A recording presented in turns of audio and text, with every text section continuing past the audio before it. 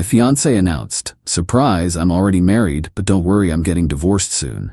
I said, "That is a surprise." Then I discovered she was actually married to 3 different men in 3 different states, and I was going to be number 4. When all 4 of us in the FBI showed up at her bachelorette party. Original post. I, 38 male, thought I'd won the lottery when I met Natalie, 32. Beautiful, charming, successful real estate agent who traveled constantly for luxury property showings. We'd been together 18 months, engaged for 3. Wedding planned for next month. Deposits paid, venue booked, the works. 2 weeks ago, we were having dinner when she dropped it casually, like mentioning the weather. "Oh, by the way, there's something I should tell you before the wedding. I'm technically still married." I put down my fork. "Excuse me?" She waved her hand dismissively. "It's nothing. College mistake. We separated years ago. The divorce papers are processing. Should be done any day now." "You're currently married? And you're just telling me this now?" "Babe, it's not a big deal. We haven't spoken in forever. It's just paperwork." Something felt off. The way she wouldn't meet my eyes. How she changed the subject immediately. But what really got me was her laptop. She left it open the next morning while showering. I wasn't snooping initially, just wanted to check the weather. But there was an email notification preview. "Monthly payment received, Walter." Walter? Who the hell was Walter? I know, privacy and all that. But when your fiancé casually mentions she's married to someone else, red flags start waving. I clicked the email. It was a bank transfer confirmation. $3,500 from Walter Hutchinson. The memo line, "Monthly support as agreed." My stomach dropped. Support? As agreed? Started digging through her emails. Yeah, I'm that guy now. Found 3 separate email chains. 3 different men. All sending monthly payments. All addressing her with different last names. Walter Hutchinson, referring to her as Natalie Hutchinson, married 2019. Jerome Mills, calling her Nat Mills, married 2021. Dennis Chang, Natalie Chang, married 2022. Each email thread had discussions about their properties, joint investments, and disturbingly, when she'd have time to visit. My fiancé wasn't getting divorced from one husband. She had 3. In 3 different states. And based on our wedding plans, I was about to become number 4. I sat there for maybe 20 minutes, just staring at the screen. Then I did what any rational person would do. I took screenshots of everything, emailed them to myself, and called my buddy who's a paralegal. Hypothetically, I said, if someone was married to multiple people in different states, that would be bigamy, federal crime, very illegal. Cool. Update 1, 3 days later. After discovering Natalie's triple marriage situation, I needed more information. Couldn't just confront her without understanding what I was dealing with. So I did what any reasonable person would do. I turned detective. First, I ran some basic searches. Marriage records are public in most states. Found them. Natalie and Walter, married in Nevada, 2019. Natalie and Jerome, married in Florida, 2021. Natalie and Dennis, married in Texas, 2022.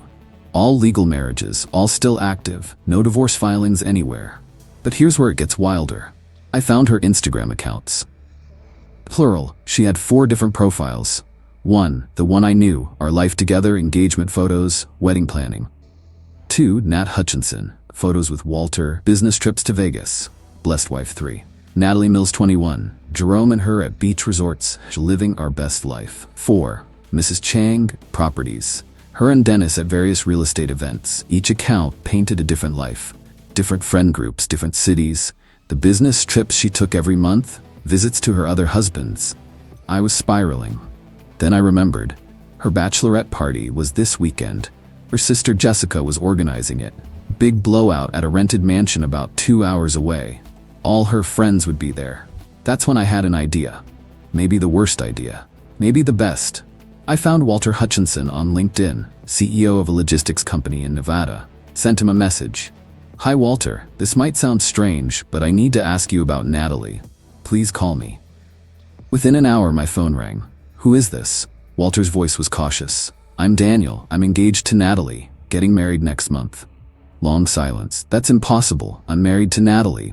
"Yeah, about that. You're one of 3. Maybe 4 if she went through with our wedding." "What?" Spent the next hour on a conference call with Walter, then Jerome, investment banker in Miami, then Dennis, tech entrepreneur in Austin. Each thought they were her only husband. Each was sending her money monthly. Each believed the traveling was for her exclusive real estate clients. Jerome was the first to speak after we all absorbed the shock. We need to confront her.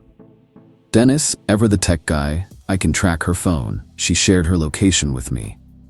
Walter, pure CEO energy. Gentlemen, I believe we need law enforcement involved. Me, her bachelorette party is this Saturday. The plan formed quickly. We'd all come, we'd bring evidence, and Walter, being the oldest marriage, would contact the FBI about interstate bigamy. Update 2, the bachelorette party Saturday arrived. The four of us met at a diner near the party venue. Seeing them in person was surreal. We were like the world's most depressing support group. Walter, 45, tall, graying, looked like he hadn't slept, brought a folder of financial records showing he'd given Natalie over $150 during their marriage. Jerome, 36, younger, fit, angry, had printed their entire text history. She'd been promising him kids once her career settled. Dennis, 29, youngest, looked devastated. He bought a house for them. She was on the deed. Me, holding our wedding contracts worth about $35 in deposits. Gentlemen, Walter said, Agent Martinez will meet us there at 9 p.m. Yeah. The FBI was coming to my fiancée's bachelorette party. We drove separately, parked down the street. The party was in full swing, could hear music blasting, saw fancy cars everywhere. Her sister had really gone all out. At 8:45 we walked up together.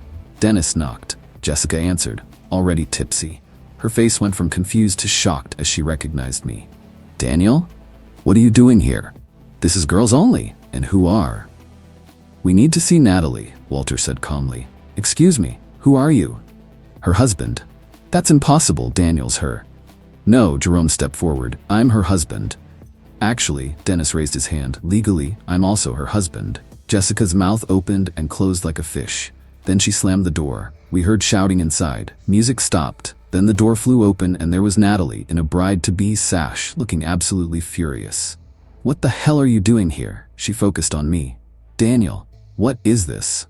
Hi, honey, Walter said coldly. Surprise visit from your husband. Husbands, Jerome corrected. Plural. The color drained from her face. Behind her, about 15 women were peering around the corner, including her mom, Gloria. This isn't, you can't just... Natalie, Dennis said quietly, we know everything. That's when the black SUV pulled up. Agent Martinez stepped out, badge visible. Natalie tried to run, in heels, in a bride-to-be sash. She made it about 10 feet before tripping on the gravel driveway. Update 3, the aftermath. The next hour was absolute chaos. Agent Martinez took control of the scene, while Natalie sobbed on the ground, mascara running everywhere. Her mom, Gloria, went full mama bear. Don't you dare arrest my baby. This is entrapment, harassment. Ma'am, Agent Martinez said calmly, bigamy across state lines is a federal offense. This is a legitimate investigation. Jessica turned on me. You brought the FBI to her bachelorette party? What kind of monster are you? The kind that doesn't want to be husband number 4 to a serial bigamist, I shot back.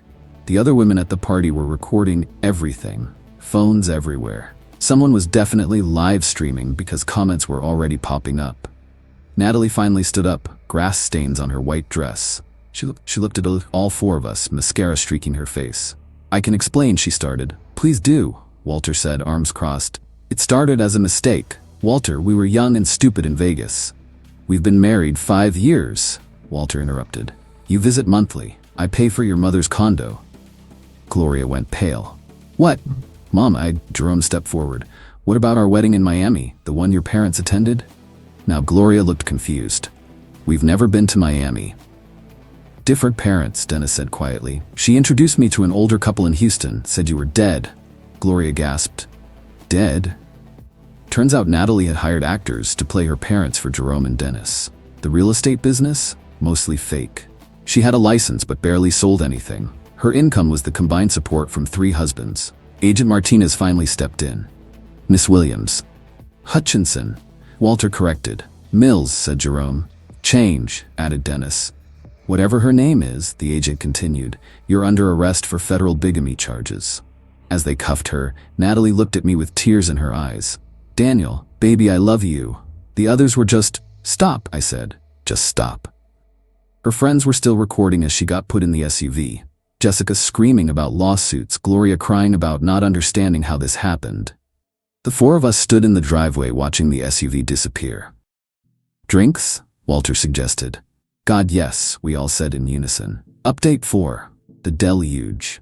The video went viral overnight. Bride-to-be arrested at bachelorette party for having 3 secret husbands was trending. My phone exploded, reporters calling, my mom crying, my boss asking if I needed time off. But the real entertainment started Monday. Natalie made bail. Gloria put up her house and immediately went on the offensive. First, she called me 43 times, left voicemails ranging from, "Baby, please let me explain. This is all a misunderstanding. You're overreacting. I never meant to hurt you. The others meant nothing. How dare you ruin my life." Then came the social media post. Oh, this was rich. She posted a Notes app screenshot. "I've been victimized by bitter men who can't handle a strong, independent woman. Yes, I made mistakes in not properly ending previous relationships, but I was young and scared. These men stalked me to my private party and had me arrested to humiliate me. This is about control and abuse." The comments were brutal, half calling her a sociopath, half somehow buying her victim narrative.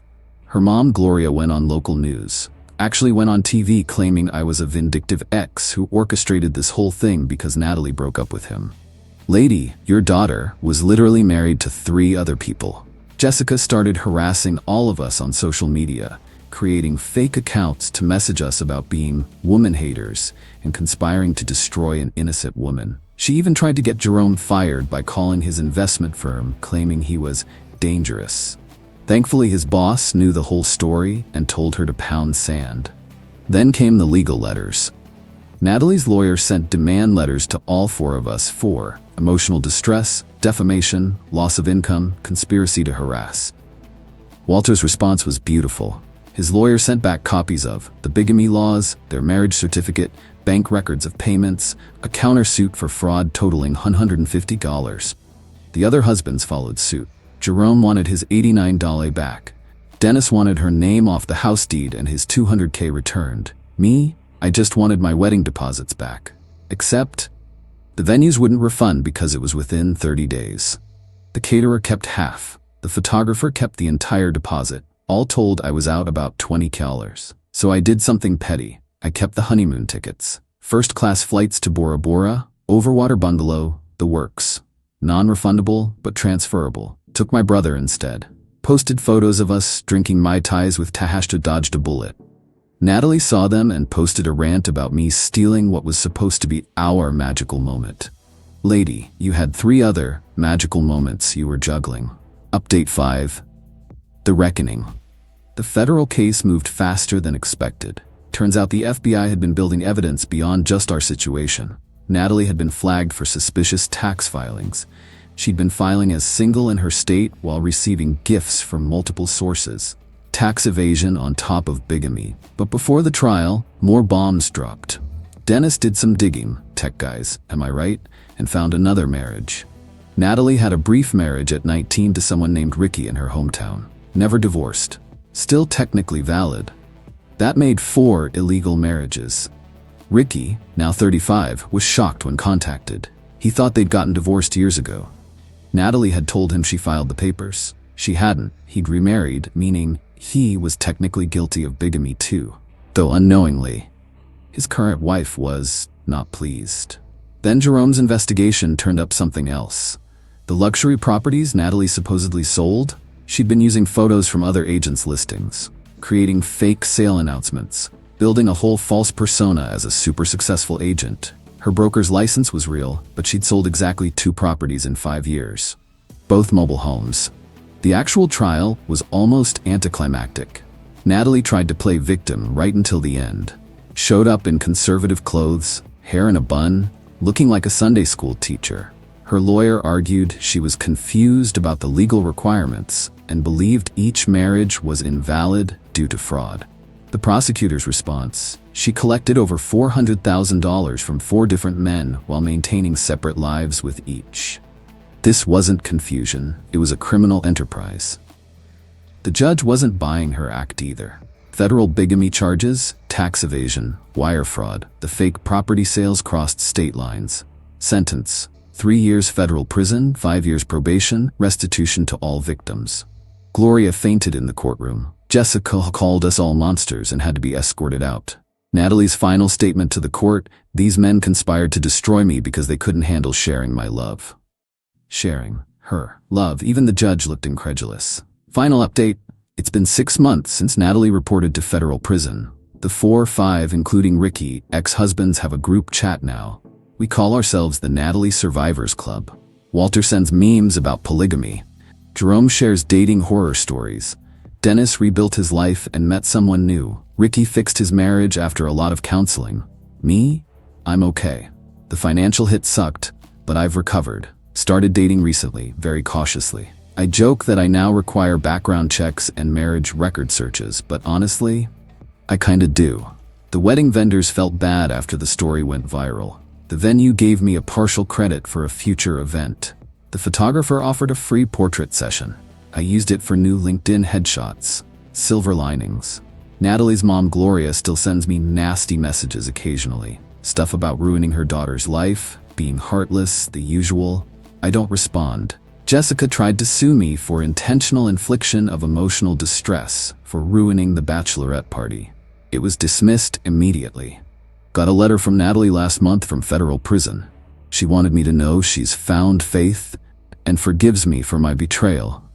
She also asked if I could put money in her commissary account because the food is terrible and you know how sensitive my stomach is. The absolute audacity. I sent the letter to the ex-husband group chat. Walter responded with a gif of someone throwing papers in the air. Jerome said, she asked me to. Dennis just said laughing emojis. Ricky said his wife wanted to frame it as evidence that crazy exists. Here's what I learned.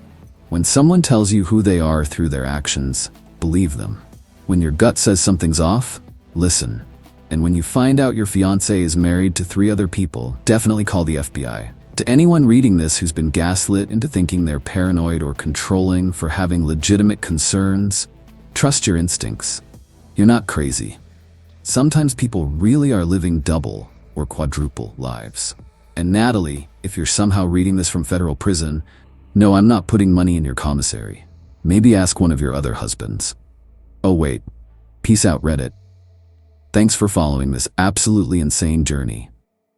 I'm gonna go live my boring, monogamous life now.